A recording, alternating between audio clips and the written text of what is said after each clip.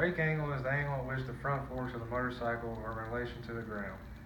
And that's from here on your forks, from your steering stem down, and that's the angle between here on this imaginary line and here on this imaginary line.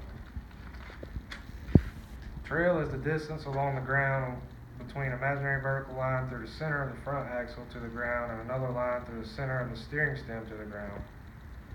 And that's between your center axle, your imaginary line is going straight down here, and your imaginary line coming from your steering stem, which is right here, coming down here, and that angle, or that measurement is from your imaginary line here to here.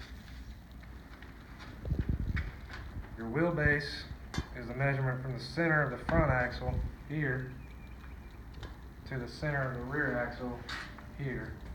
I have the measuring tape here kind of showing you your measurement from this axle to this axle. Your offset is the distance between the center of the front axle and the steering axis, which is another same vertical line here, imaginary line, as well as from your steering stem. It is the distance from this vertical line here to here, so you have an angle here for your offset. All these four things affect the steering of a motorcycle in which way. They all pretty much impact the wheelbase. The longer the wheelbase, the harder it is to turn, but the more stable it is. The shorter the wheelbase, the more agile the motorcycle is, but less stable. And I have an example of that on this motorcycle here.